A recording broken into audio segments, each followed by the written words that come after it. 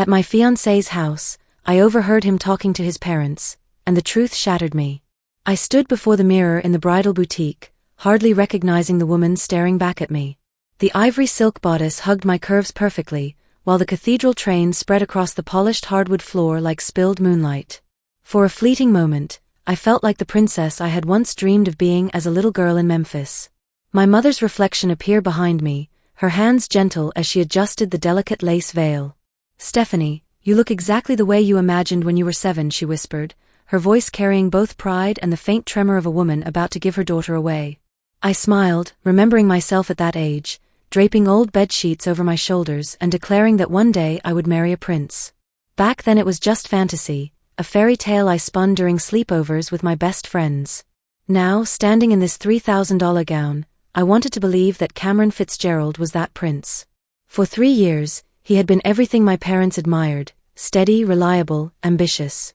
He never missed Sunday dinner, always brought Mom her favorite daffodils, and shook Dad's hand with a kind of firm confidence that made fathers trust their daughters' choices.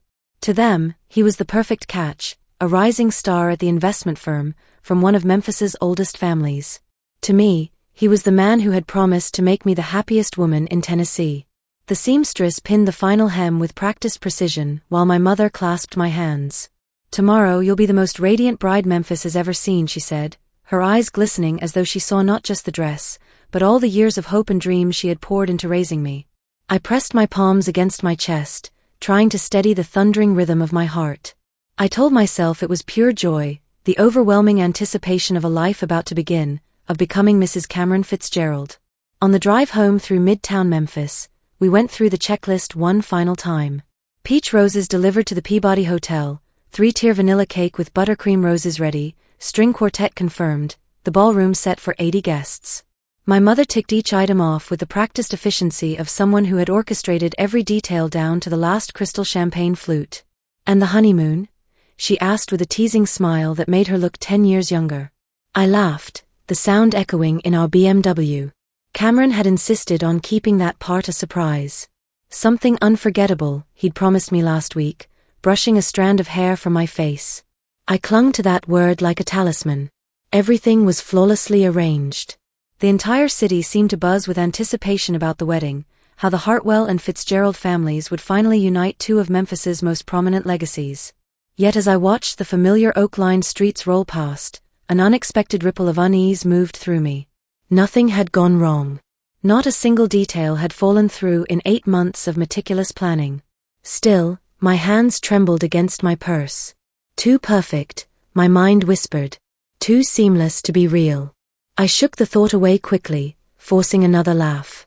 "All brides get nervous," I said aloud, ignoring the cold flicker that had settled deep in my chest like a stone. Tomorrow was supposed to be the happiest day of my life. I wanted so desperately to believe it would be. Back at our family's colonial home in Central Gardens, I carefully hung the gown in my walk-in closet, letting the cool silk brush against my fingertips one last time before closing the door. Tomorrow, the dress would carry me down the aisle of Second Presbyterian Church to the altar where Cameron waited. Mom was in my childhood bedroom, folding heirloom linens into the cedar hope chest that had been set aside for me since I turned 16, a Southern tradition passed down through 4 generations of Hartwell women. "Stephanie," she said gently, smoothing an embroidered pillowcase, "are you truly ready for married life?" I laughed, but it came out a little too quick, a little too bright. "Mom, Cameron and I have talked about everything. He wants children, 2 or 3, and so do I. We'll live in his penthouse downtown until we find the perfect house in Germantown. It's all planned out." She nodded, clearly pleased, then reminded me of what Dad had prepared as my wedding gift, the trust fund he'd established, the new Mercedes waiting in our driveway with a giant red bow, the substantial savings account to help us start our life together. It was the kind of dowry that made other Memphis families whisper with envy. But hearing it listed out loud made something twist uncomfortably inside me. "Mom, I don't care about any of that," I said, sinking onto the edge of my childhood bed with its familiar lavender comforter. "What matters is that Cameron and I love each other."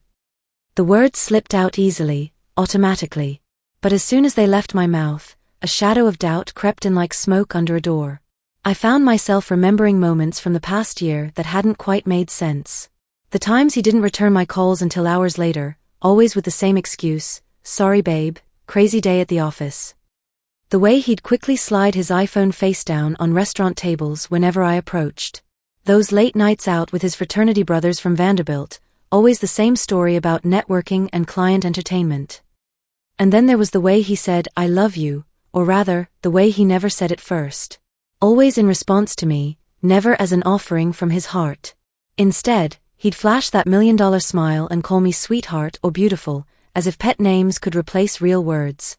I shook my head at the memory, mentally scolding myself for manufacturing problems where none existed. After all, he had proposed, hadn't he?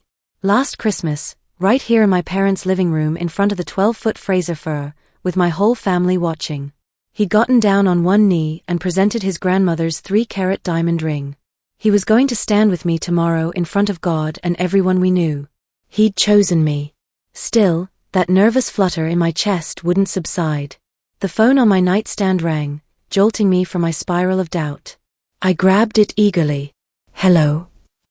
"Hey, sweetheart." Cameron's voice was warm honey, exactly what I needed to hear. "How's my bride-to-be? Did the final fitting go well?" I closed my eyes, letting the familiar sound of him wash over my anxiety like a balm. "It's perfect. I can't wait for tomorrow."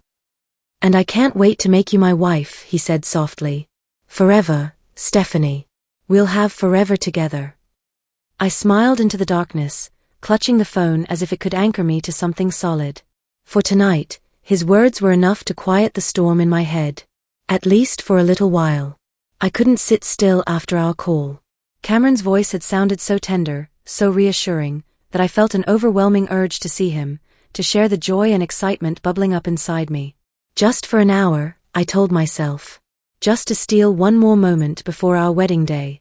"I'm going for a quick drive," I called to Mom as I slipped on a light cardigan. "I'll be back before 10. The evening air in Memphis was soft and sweet, heavy with the scent of magnolias and honeysuckle from the gardens lining the tree-shaded streets. My heels clicked against the brick sidewalk as I cut through Overton Park, where several neighbors called out blessings for tomorrow. I waved back, feeling like the luckiest woman in the world. Cameron's building came into view, a sleek modern high-rise in downtown Memphis with floor-to-ceiling windows that reflected the city lights. The doorman, George, tipped his cap and smiled as I entered the marble lobby. I took the elevator to the 15th floor, my heart racing not from nerves now, but from pure anticipation. I lifted my hand to knock on his door when Cameron's voice floated through the heavy wood. "Mom, stop worrying. Everything's going to work out perfectly." I froze. His tone was calm, confident, the same voice he used when closing deals with difficult clients. His mother's voice answered, higher pitched with anxiety. "Cameron, are you absolutely certain about this?" "About Stephanie." I waited for his immediate protest, his passionate declaration of love. Instead, he chuckled, low and careless, like someone brushing off a trivial concern. "I've told you 100 times, Mother. Stephanie is comfortable, familiar. I've gotten used to her over the past 3 years. She's a sweet girl, and she'll make a suitable wife." The word hit me like a physical blow. Suitable. My chest tightened, but I remained frozen to the spot, desperate for him to correct himself, to say something that would restore my faith. "But do you love her?" his mother pressed, her voice sharp with motherly concern. Cameron laughed outright, a sound that made my blood turn to ice water in my veins. "Love, Mother, is for romance novels and Hollywood movies. In the real world, you marry with your head, not your heart. You've seen what her father's offering. The trust fund, the Mercedes, the connections at the bank, and his partnership in that law firm downtown. It's invaluable for my career." The world tilted beneath my feet. I gripped the doorframe to keep from collapsing. "This marriage is about building something solid," he continued. "Stephanie comes from the right family, has the right education, knows how to behave at corporate events. It's a strategic alliance." Every tender kiss, every whispered promise, every time he brushed my hair back and called me beautiful, it all cracked like cheap glass, revealing the hollow lie beneath. His father's voice joined the conversation, steady and approving. "She'll make an excellent wife, son. Well-bred, respectable, from one of the city's best families. You're making a very smart choice." I thought I couldn't feel worse. I was wrong. Cameron's voice dropped to something almost intimate. "Besides, Rebecca's moving back to Memphis next month. Remember Rebecca Walsh from college? We had real passion together. With her back in town, I can have the best of both worlds. Rebecca. The name exploded in my mind like a grenade. I remembered her vaguely, auburn hair, sophisticated, older than us. She'd been Cameron's girlfriend junior year at Vanderbilt before she moved to New York for some high-powered marketing job. I'm meeting her for coffee tomorrow morning before the ceremony, Cameron added casually. Just to re-establish our connection. That was enough. My body moved before my conscious mind could catch up, my heels clicking too loudly as I fled toward the stairwell. My vision blurred with tears, my breath coming in ragged gasps. 3 years of believing. 3 years of building dreams on quicksand. Suitable. Strategic alliance. Rebecca. The words hammered against my skull as I stumbled through the lobby and into the humid Memphis night.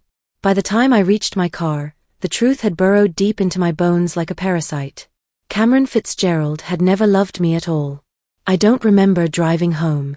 One moment I was standing outside Cameron's building with my heart in pieces, the next I was stumbling into my bedroom, the soft glow of my wedding gown spilling from the half-open closet like a cruel mockery of what tomorrow was supposed to represent. Mom asked if everything was all right, her voice warm with concern. I forced a smile, mumbled something about pre-wedding jitters, and slipped past her before she could see my trembling hands or the tears threatening to spill over. The house settled into quiet around me, but inside my head, chaos reigned. I lay on my bed, staring at the ceiling fan that had spun lazily through countless childhood nights, as every moment of the past 3 years replayed with brutal clarity.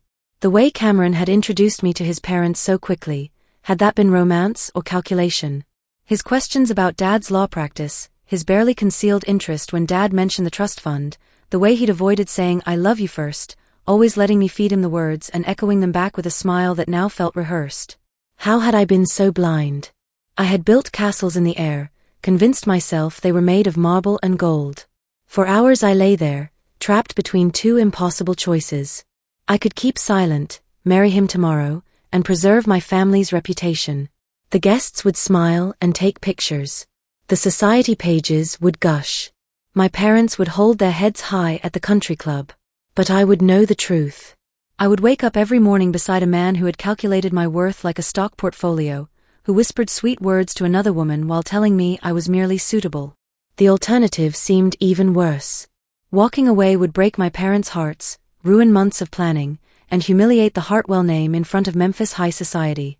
Mom's proud smile in the bridal boutique, Dad's careful financial arrangements, it would all crumble because of me. Near midnight, I dragged myself to the antique mirror above my vanity. The woman staring back looked pale and hollow-eyed, her lips trembling. I looked less like a bride and more like a ghost haunting her own life. And yet, behind the devastation, something flickered to life. A stubborn spark of dignity that whispered I deserved more than a business transaction disguised as love. By 4 a.m, I could no longer lie still. I opened my closet and touched the wedding dress one last time, my fingers tracing the delicate beadwork. Then I turned away and pulled out my old leather suitcase. I packed only what mattered, my passport, the emergency credit card Dad had given me, the envelope of cash I'd saved for incidentals during the honeymoon. My hands shook as I wrote a note on my personal stationery. Mom and Dad, forgive me. I can't explain everything right now, but I cannot go through with this wedding. I love you both more than words can say. Please trust that I'm doing what I must. Stephanie. As dawn broke over Memphis, painting the sky in shades of pink and gold, I placed the note on my pillow and stood for a long moment in the doorway of my childhood room. My heart was breaking, but beneath the devastation, something stronger was taking root. I could not marry Cameron Fitzgerald. I would not. The future I had planned was dissolving, but maybe, just maybe, the future I actually needed was waiting somewhere beyond the horizon. The sky was still bruised with pre-dawn shadows when I slipped out the front door, my suitcase feeling heavier with each step. Behind me, the house slept in peaceful ignorance. My parents dreamed of their daughter walking down the aisle in a few hours, not fleeing into the uncertain darkness. Memphis at dawn was eerily quiet. A delivery truck rumbled past on Union Avenue, and somewhere in the distance, a church bell chimed 6 o'clock. I kept my eyes forward, clutching my car keys like a lifeline. The Greyhound station downtown smelled of diesel fuel and stale coffee.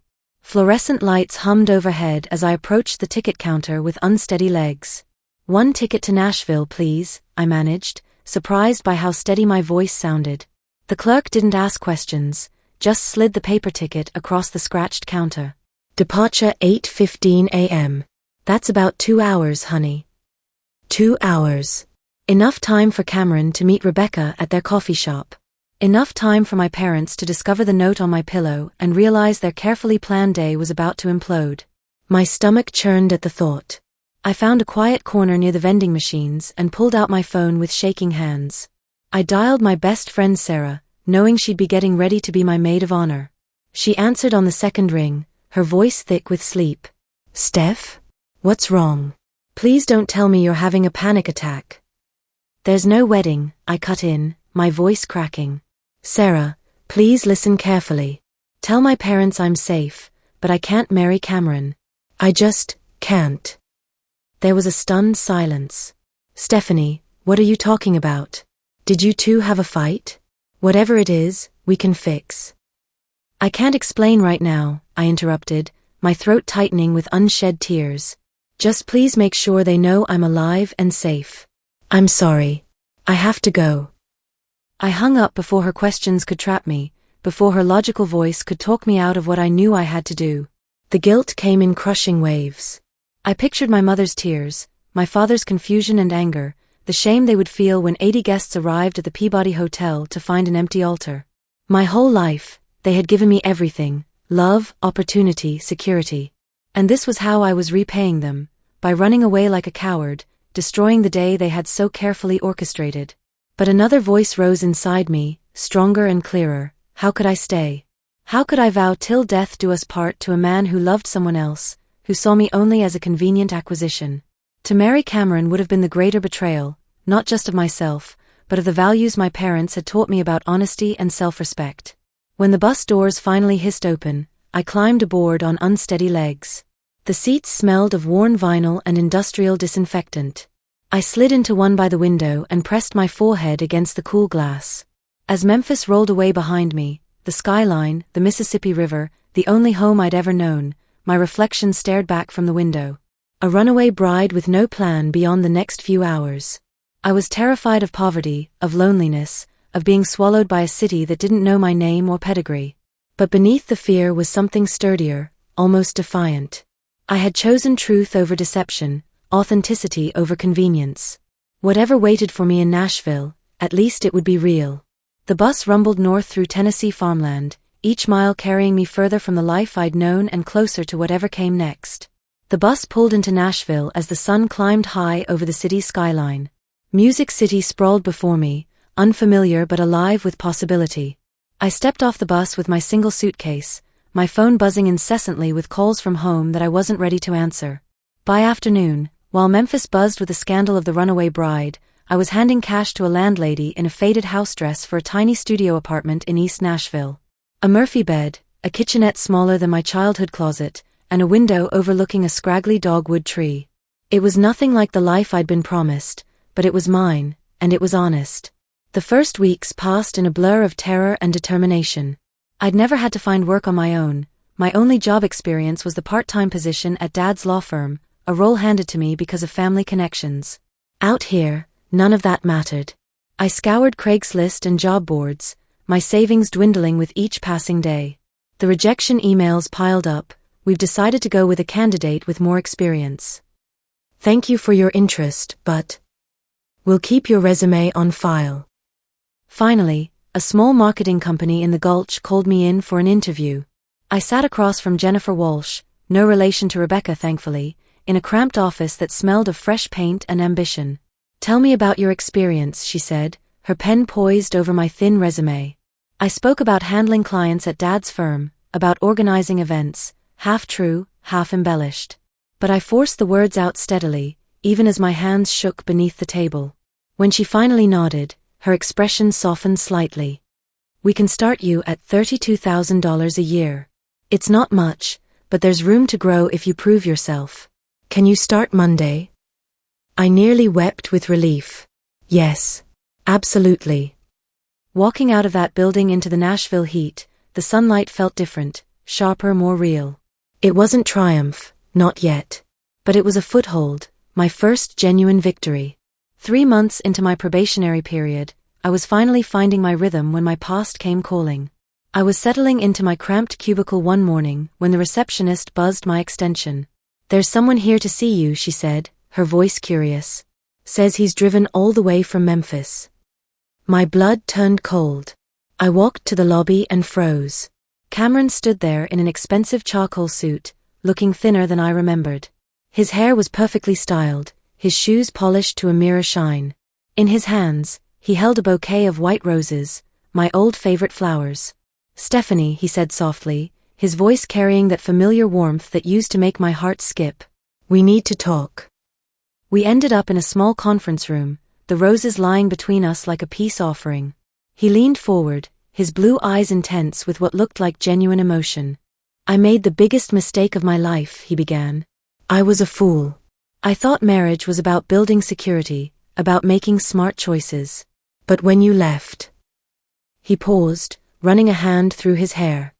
"When you left, I realized what I'd lost. I love you, Stephanie. Truly. More than I ever understood." For a moment, I was back at his apartment door, listening to his casual laughter as he dismissed my worth.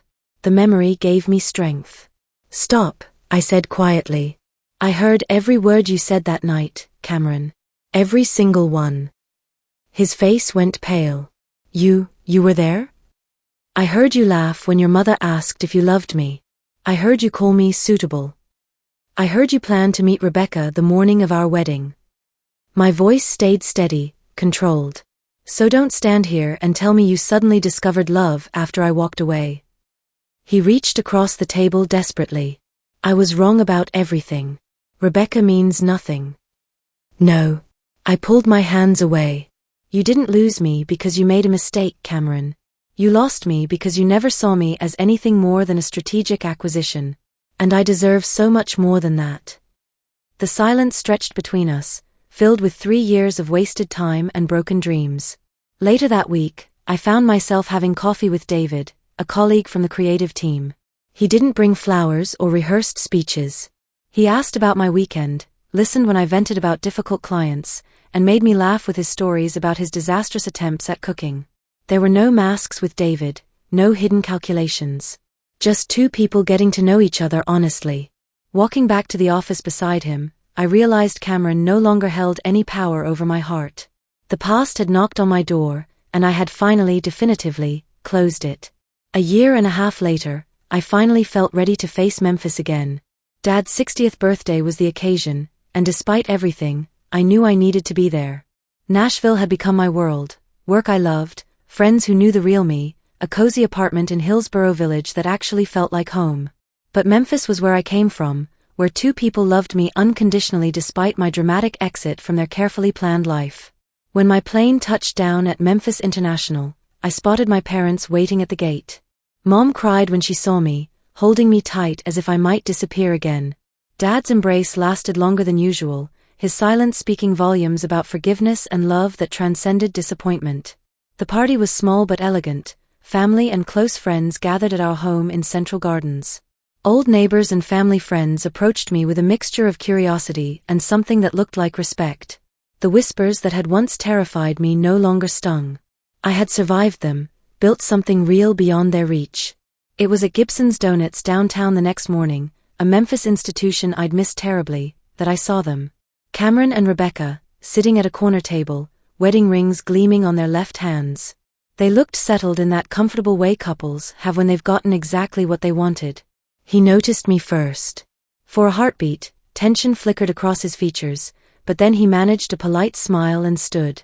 "Stephanie," he said carefully, "you look great." Rebecca's gaze sharpened, protective but not hostile. I recognized the look, I'd worn it myself once. "Cameron." "Rebecca." My voice surprised me with its steadiness. "Congratulations on your marriage." They exchanged glances before Rebecca extended her hand. "Thank you," she said simply. I hope you're happy." The words weren't forced or polite. To my surprise, I meant them completely. "I am," I said, and realized it was absolutely true. "I really am." As we parted ways, I walked out into the familiar Memphis sunshine and felt lighter than I had in years. Seeing them together didn't ignite rage or regret or even nostalgia.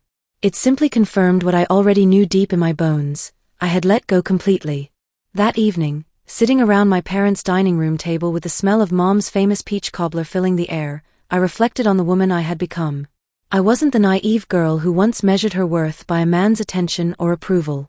I was someone who had rebuilt herself from nothing, who had chosen truth over comfort, integrity over illusion. Back in Nashville, my life with David continued to unfold naturally. He never rushed me toward promises I wasn't ready to make. We shared dinners, long conversations about our dreams, comfortable silences that didn't need filling.